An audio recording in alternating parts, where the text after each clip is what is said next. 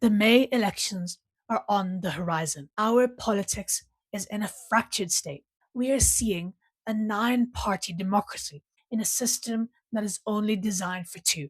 But what does the future hold for our fragmented political order, for our divided society, for a society that is broken, battered, and bruised by crisis after crisis? Where do we go next in this tumultuous time? Welcome to Mission Undercover. The state of our nation is in a mixed state right now. In many ways, the situation is dire. We have the highest tax burden in decades. We have high levels of inequality. We have declining educational outcomes and increasing disillusionment. We have social tensions driven by migration, driven by economic difficulties. We have a diminishing role on the global stage due to the legacy of the decline of empire and our diminishing military and soft power across the world. This means that our global power economically and politically is declining. This means that our domestic position in terms of living standards and quality of life is declining. We have seen decades upon decades of underinvestment and austerity, and the consequence is clear to see. Our public services have been decimated, and this has had a particularly deleterious impact for young people. Youth services cut, schools' budgets cut, and then the impact of COVID too. COVID reduced our economic labor productivity. It has led to a dearth of jobs combined with the twin blows of AI and tax rises for businesses. The jobs market is looking more bleak than ever. We are seeing long term health effects from COVID as well. More people than ever are applying for disability related benefit claims. More people than ever are suffering from long term illness. And the Labour government has been slow to respond to these issues, these problems that are facing our society. A lot of the solutions have been incremental and small, but the government also has had a tangible difference in people's lives. We have seen a transformative impact for young people, major investment into youth services, young futures hubs, a youth guarantee, increased investment into schools and educational facilities, a reformed national curriculum. These are essential steps and important steps that the government has taken. We have also seen reforms to Ofsted, though many would argue that they don't go far enough. And I would say similarly to the curriculum review as well, that these measures haven't gone far enough. They haven't been radical enough. And that lies at the heart of a fundamental problem that every government faces, and particularly Labour governments that are rooted in the purpose and the drive to achieve radical change and radical redistribution, though this government seems less disposed towards that objective compared to others. It is more focused on pleasing the City of London than it is pleasing the people who got it into power, the voters. It also lies at another problem. Should we pursue incremental change or radical change? Should we go slow and steady, or should we go all in at once? And then there's also, who should we govern for? What should we govern for? Is there a place for national interest? Should we govern in favor of the voters that elected us? Or should we govern based on what is right, based on what the country needs? It has to be a mixture of both, in my view.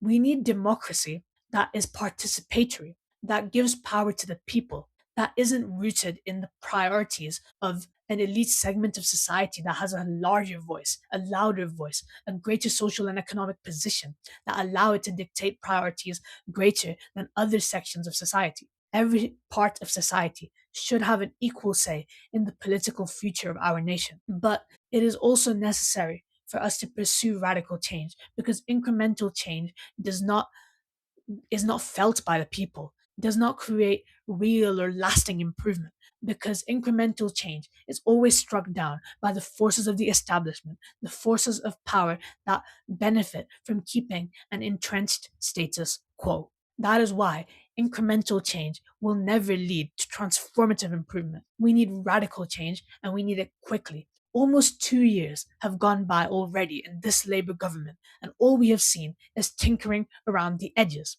We have seen minimal increases to taxes on wealth.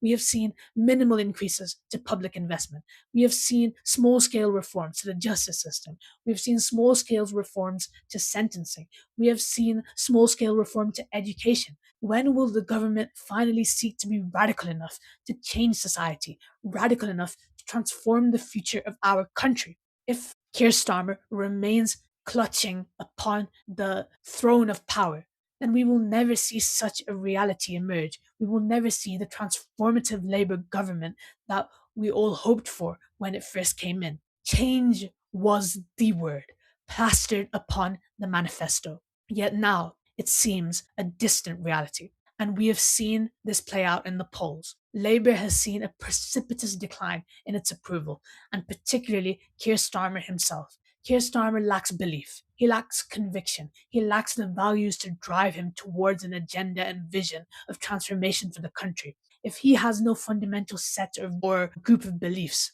then how can he impose a vision upon the country? He cannot direct the country towards a better future because he is being pulled in the different directions of competing priorities within his government. Some ministers want to take it one way, other ministers want to take it another way. And the prime minister, who is supposed to set the direction of travel, is left wayward and aimless in the middle. That is why, if Labour wants any hope of reviving its electoral fortunes and also the fortunes of our nation, it is a necessity to replace Keir Starmer as soon as possible.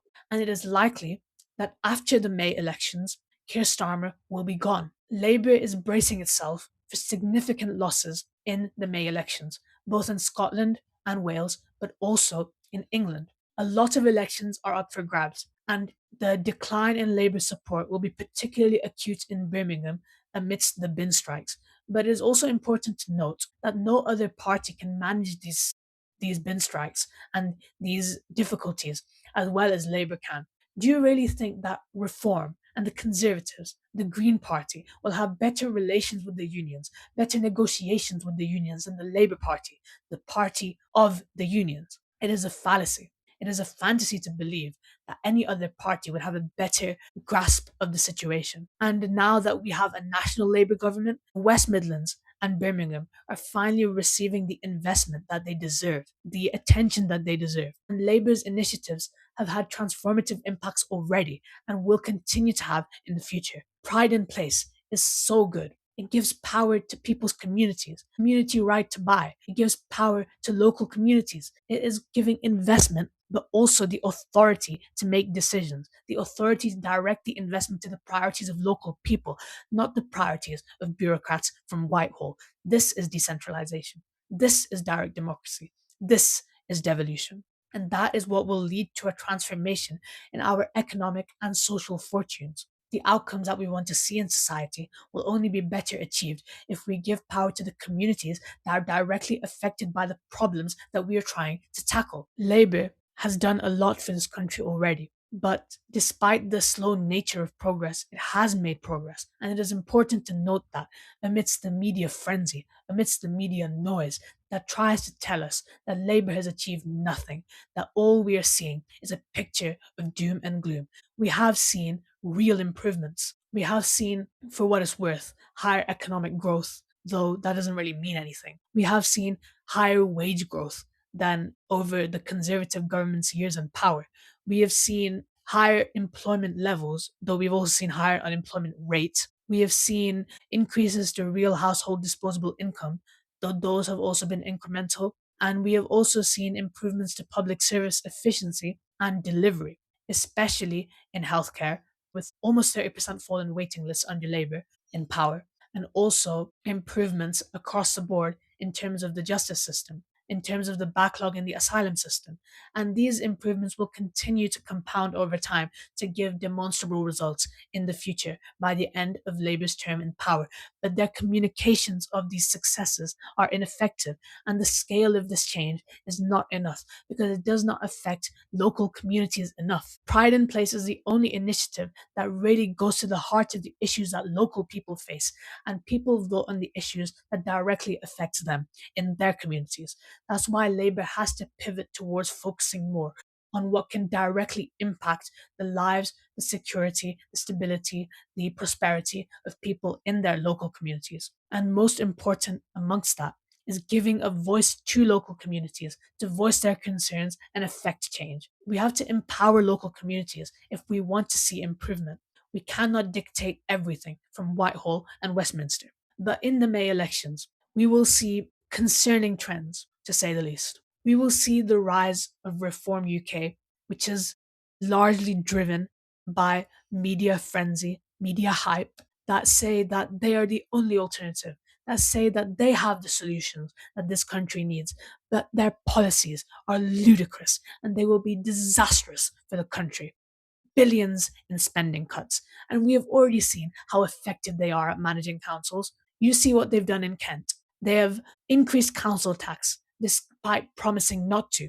They have cut vital services. They have put the council in the hands of an incompetent teenager. This is the administration that we await receiving if we put a reform government in power. That is the truth of things. Billions in spending cuts, more austerity, more incompetence, the same old Tory nonsense. It is an indictment of our media landscape that we have allowed a party that is so clearly opposed to the interests of ordinary working people to ascend to the ranks of becoming the party that is most supported amongst the very people that it will damage the prospects of the most. It is a party funded by extreme wealth that will cater to and serve extreme wealth. You've seen their proposals for a Britannia card.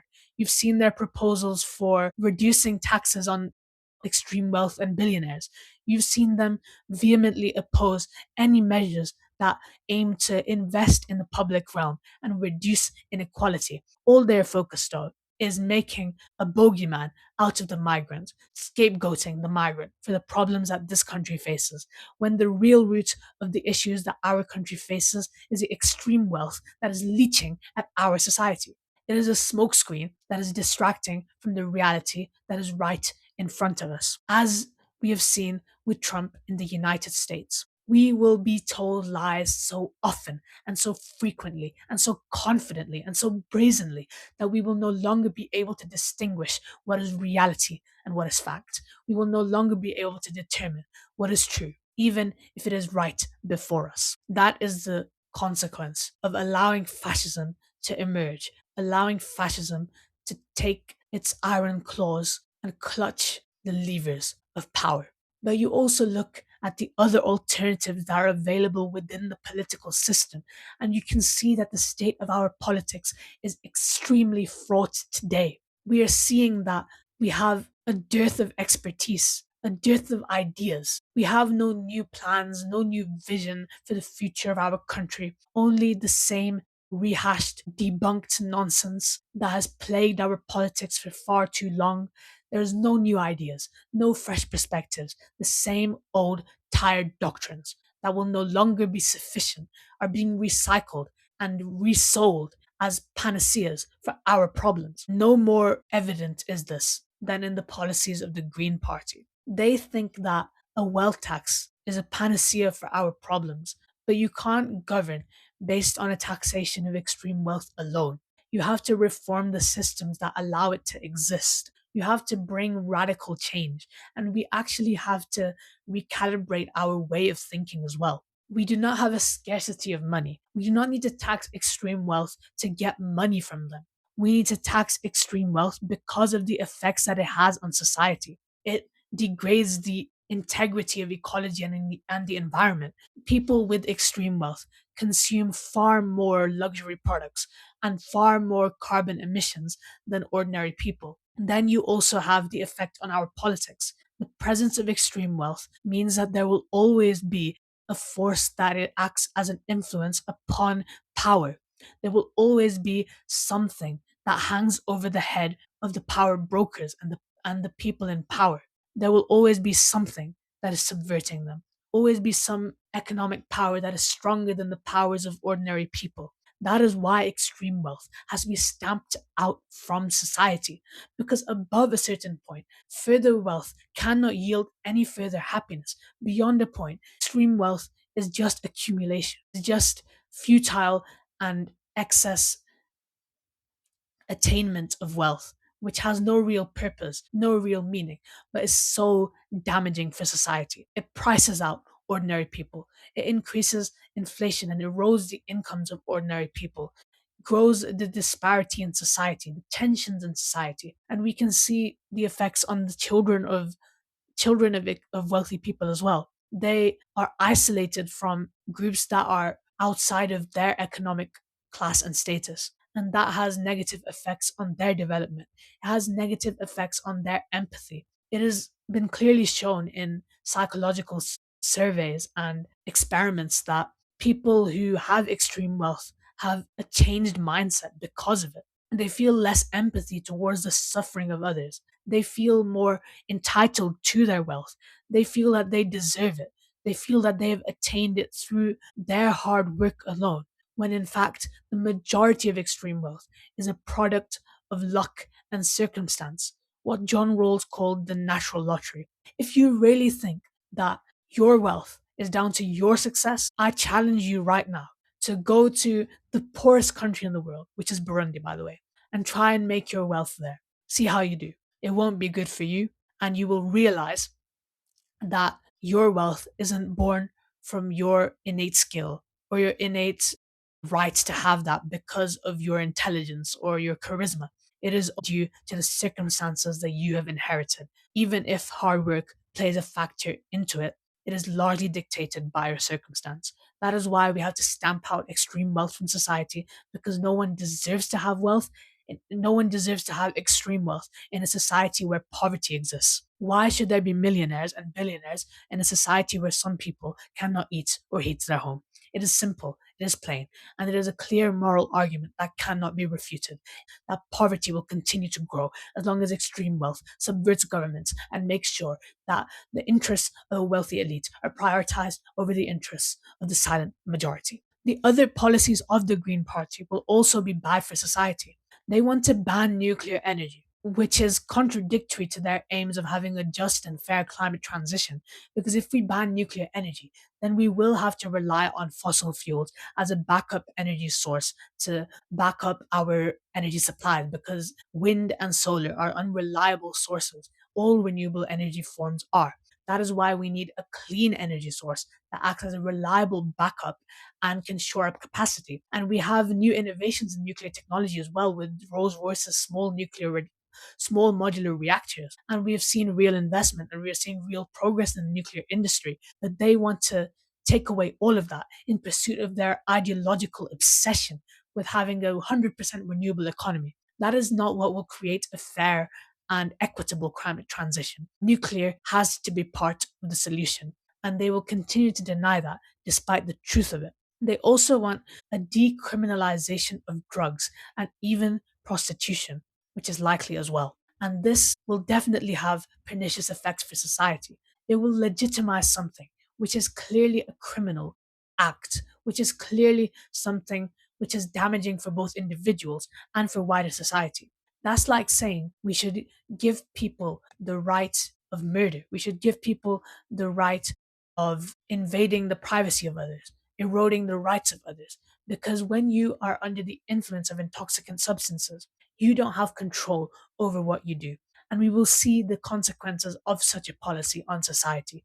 We will see incidents that are too horrific to imagine or describe. And that will all be because of the callous indifference of the people in the Green Party who are seeking power and who are trying to legitimize something which is clearly wrong in the name of ideology. People on the right of politics often say that class relations should be disregarded, but class relations have never been more important to consider. We have societies which are increasingly divided along the lines of class. We increasingly see that opportunities are restricted to certain segments of society above others, and the divisions in society are still dictated by the same differences in class relations that Marx described decades ago. We see that the distinction in economic power still remains between those who have ownership and those who do not have ownership.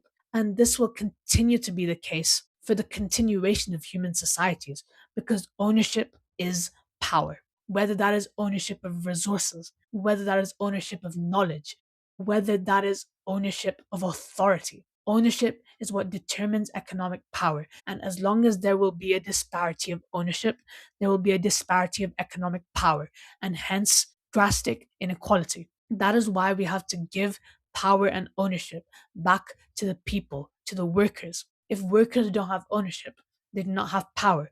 They do not have a voice. Their economic voice is suppressed and diminished compared to the owner class. We see that business owners, people who have stakes in businesses, people who have authority within businesses, people who have extreme personal wealth due to ownership of assets, all of these forms of ownership give economic power. That is why we have to give ownership to the workers. The only way to increase the economic power of workers in society, the only way to grant them a fair share in society, the only way to grant them a stake in the development of the future is by giving them power within business structures and economic systems in a form of economic democracy. In the AI revolution, workers will not have power unless we build systems that give workers power. We will always see a gap between the authority of the owner class and the authority of the working class if we have these disparities in systems. That is why we have to have co-determination so that workers can have a say in the direction of a business, because the decisions of executives do not just affect their own personal wealth and their private gain, they also affect the lives of workers. And then we also have to have minimum worker ownership thresholds. Workers are a key part of firms, without which the firm would not operate, without which their profits would not be on such astronomical levels. And this is especially for large corporations and transnational corporations. We see that they have vast and astronomical, obscene levels of profit.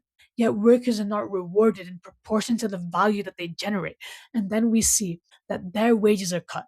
Their wages are only minorly increased, whilst the executives get millions in payouts. That is why we have to give economic power to workers by giving them a fixed percentage of ownership within a company as part of a trust to give them the authority to influence decisions, but also the power to demand their fair share. Let me now turn to the other issues with the platforms that different parties are proposing. One key issue is on the policies around NATO. The Workers' Party, your party, and the Green Party are all equivocating on the position of NATO within the global economic order and the UK's place within it. I would argue that NATO is an essential piece of the global puzzle and of the UK's geopolitical objectives and global priorities. It is predicated upon the principle of justice. And I think that is fair and right, that we, as a stronger military power, should protect those nations that are under threat from an authoritarian regime in Russia. Nations such as the Baltic states, nations such as Poland that are at risk of invasion. We have a duty and a right and a moral obligation to protect these weaker nations against a larger and stronger power. What I do not agree with in terms of NATO is regime change operations and imperial aggression, as we saw with the Libya operation, as we saw with the Iraq war, and luckily we have not seen with the Iran war. If NATO can extricate itself from the American imperial project, then there is a place for it in the world. And I do think that the UK should maintain its support for NATO for now. But if the United States wields it as an instrument of its global power, then we will have to seriously reconsider whether it is worth joining an imperialist, aggressive institution that is perpetuating global conflict. If we take control of the reins of NATO, if we try and direct it towards justice as it was originally intended to do, then we will be able to sustain it as a force of peace in the world rather than a force of war. Here are some other issues I have with the platforms of some parties. Let's turn to the Liberal Democrats. I think that they're an absolute joke and they have limited serious policies. For example, they just recently announced that they were going to rename the Treasury and brand it as the Department for Growth. Why should we do so when growth is a fundamentally irrelevant objective, a fundamentally flawed priority? If we pursue economic growth, it does not mean improvements to the lives of real people and communities across our nation. We should instead be pursuing social well being. We should be pursuing improvements to life expectancy, improvements to public service quality, improvements to disposable income, improvements to living standards and quality of life. There's so many indicators that we can use to measure our success, but GDP is not one of them. GDP says that if we increase arms spending, if we have global warfare as we are having now, that is beneficial for GDP. If we have a global AI boom of trillions of pounds and dollars, for example, that is beneficial for GDP, so it is beneficial for society. No, it is not. It is obscene levels of profit going into the hands of a few. And we are seeing that we have a financialized economy right now where the gains of economic growth, the gains of economic activity are being fundamentally and completely directed towards the financial sector. Across the rest of the economy, we see stagnation and decline, but the economic financial sector gets obscene levels of profit and it has unprecedented levels of power within the economic structure of our nations. We have to move away from this focus on GDP because this is what has created the levels of financialization that we are seeing within the economy. The levels of GDP growth that were generated by the financial sector and continue to be generated by the financial sector cannot be paralleled by any other sector. But that does not mean that other sectors are less valuable or less beneficial to society. It is clear that there are other sectors that are far more beneficial for society. There are other sectors that contribute far more to the social development and well being of our nation, the social welfare of our people. And that is what we should focus on. We should not focus on speculative gains. We should not focus on interest fueled financial profits. We should focus on real economic activity that supports employment and living standards and quality of life for real people. This financialized economy has taken away talent from every other sector and pulled it into corporate finance. We see it across our young people and their ambitions today. Almost all of them want to go into finance. They want to go and get the big money in the financial sector rather than contributing to real jobs that actually have a real impact on the lives of people, that are actually rooted in the real economic activity that serves our society, not the interests of the financial corporate elite. We need a shift away from this financialized economy. And what we need is a rebalanced economy that doesn't just serve the services, the goods, and the priorities of the extreme wealth that controls every aspect of the upper echelons of society. It needs to serve the people that are at the bedrock of our society. We can see that everything is linked. The presence of extreme wealth means that democracy is distorted, and the distortion of democracy means the voices of ordinary people aren't heard. That's why we need direct democracy. That's why we need decentralization.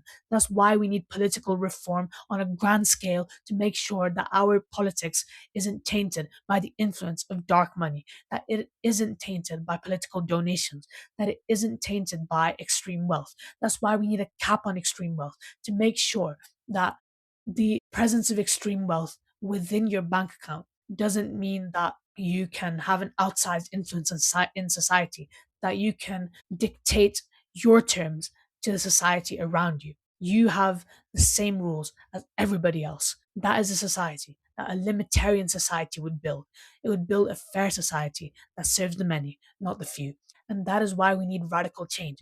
That is why incremental change will never achieve the improvement and the scale of change that we desire and need to see for a radical improvement in the lives of ordinary people. That is why we need all of these measures of radical improvement, not just cherry picking between a few to placate the bond market, to placate the interests of extreme wealth that are threatening you with every lever of power that they can, because it is in their interest to do so. It is time to serve the interests of wider society. It is time to serve the national interest, not the interests of an elite few. Another consequential aspect of this whole situation is what will happen in Scotland and Wales. We are seeing the rise of Plaid Cymru in Wales, and we could possibly see an SNP majority in Scotland and a Plaid Cymru majority in Wales, which would mean that every single nation of the United Kingdom has a separatist movement in power.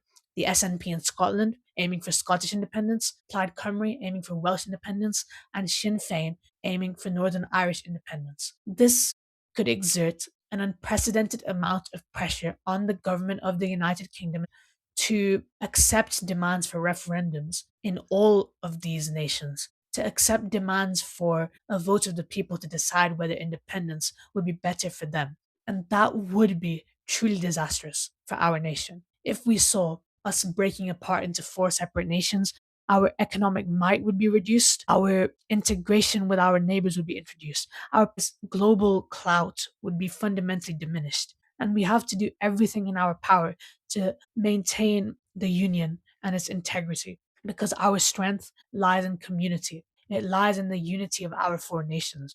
It lies in the collective strength that we draw across the different strengths and weaknesses that we have to achieve the best possible economic and social outcomes, that we support each other in every way possible. But I accept that for many years, the voices of Scotland, the voices of Wales, the voices of Northern Ireland have been neglected. They have been ignored by Westminster. They have not been given the power to improve their conditions. They have only recently been given further devolved powers and greater devolved funding.